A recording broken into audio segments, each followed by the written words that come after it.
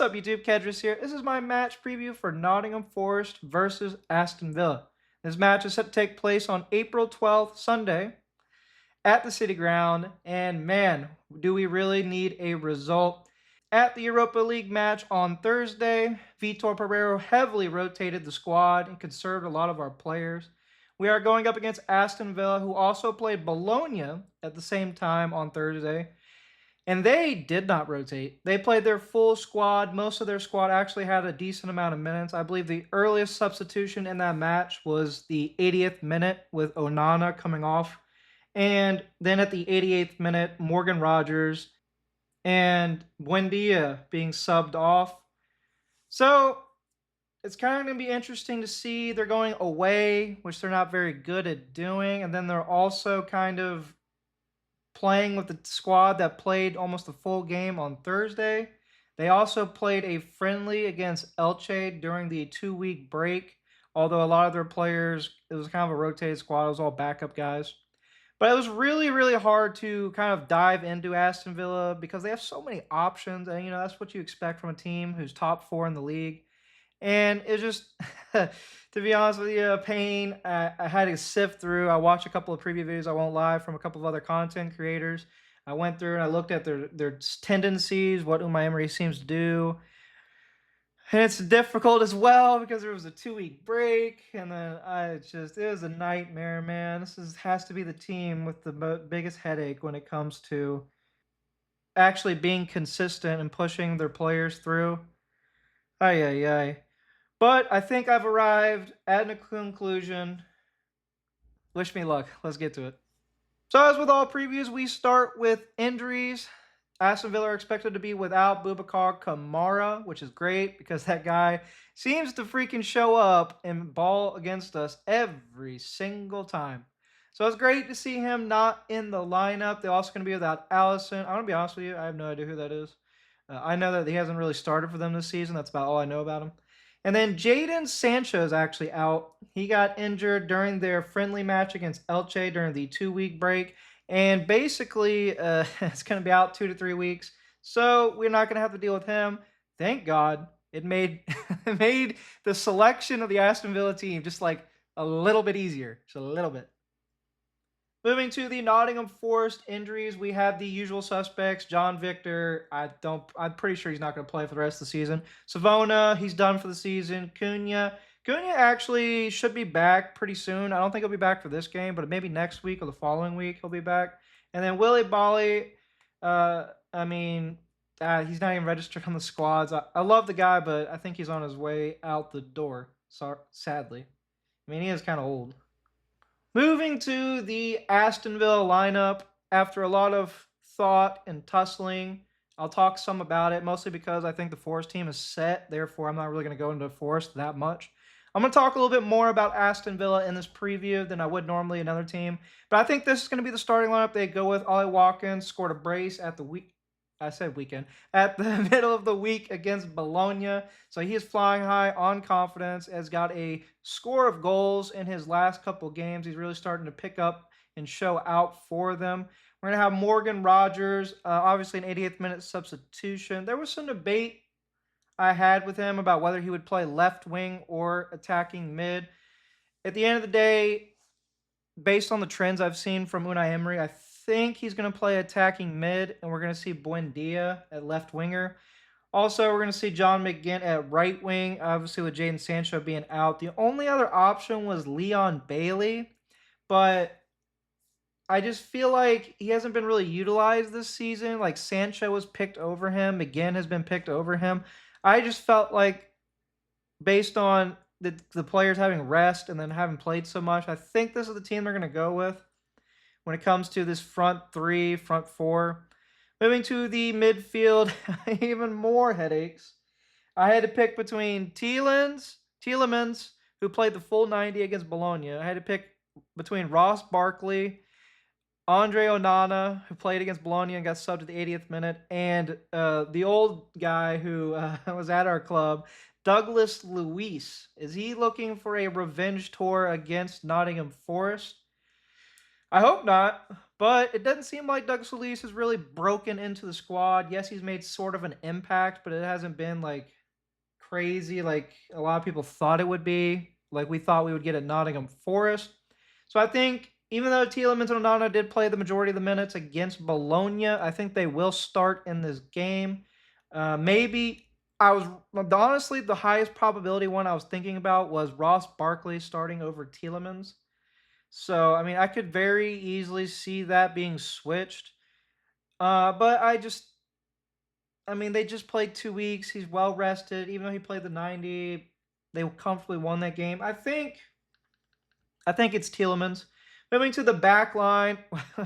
Once again, I had an issue with the picks because Pau Torres is at left center back next to Konza, but I've also seen them play Mings at left center back with Konza. So was it Torres? Was it Mings? Which one do you pick? The entire back line, except for Madsen, played the full 90 against Bologna. Konza is world class. And then you look at Matty Cash. Do you play him or do you play Bogard? Guys. It was a headache. I went with this lineup. I think it's going to be Torres. I think it's going to be Konza. I think it's going to be Cash.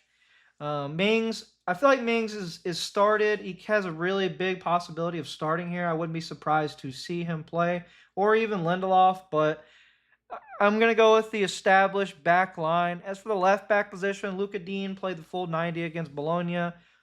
I think the problem that I seem to see is that they have a real conundrum with whether to start Madsen or not. And I think against teams where they think there's going to be more of a low block or more of a defense, like you're going to have more possession, they like to play Madsen more.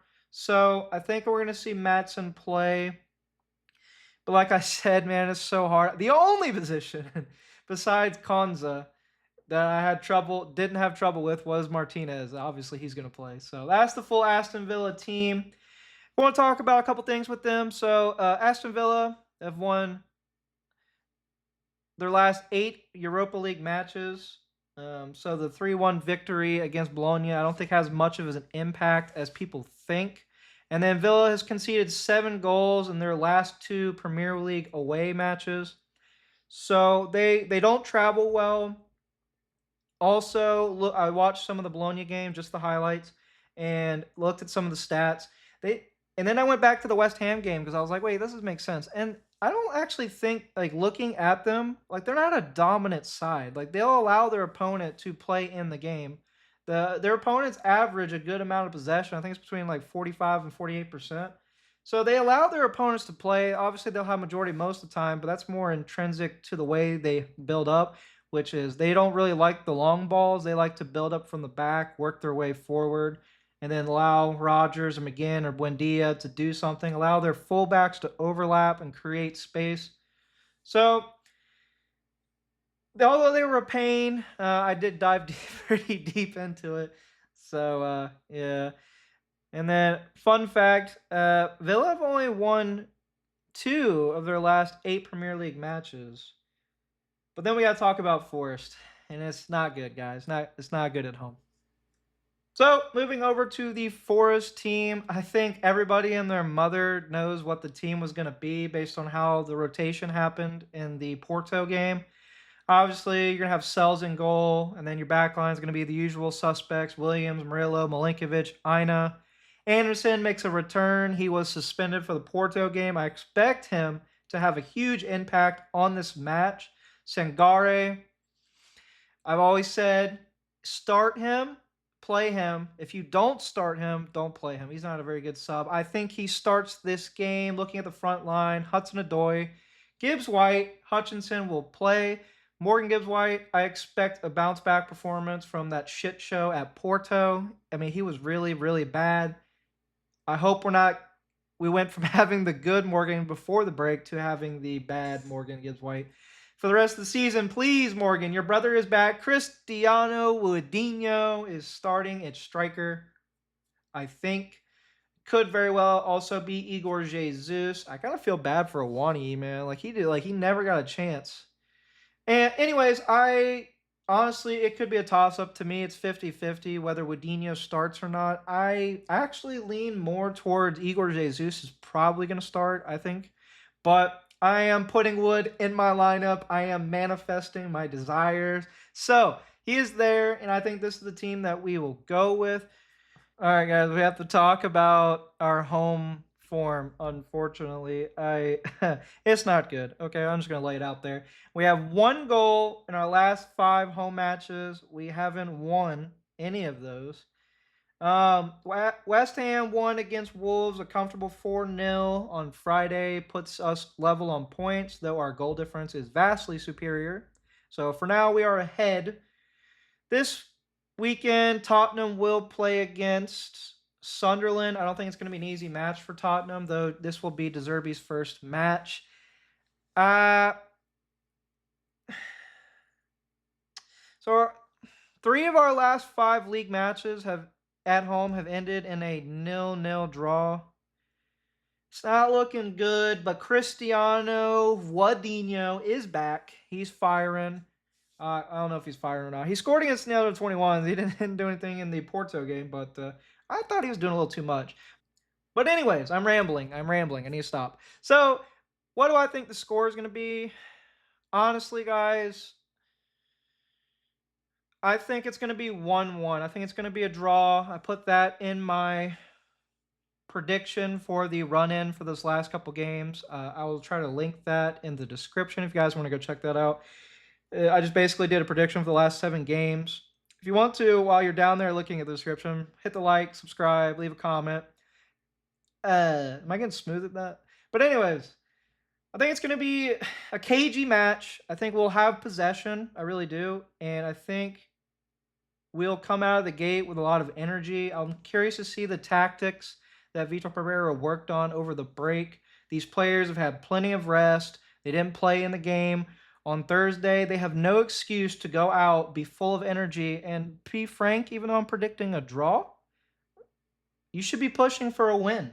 You should be pushing to show the home fans who've had to deal with draws at home for I don't even forever this season. Show them and show out, score a goal. I think Wood can get on the score sheet. I predicted him to score. This is it, guys. It's the start. There's no more breaks, no more international breaks. From here to the end, it's game after game after game. Let's go. Come on, you Reds.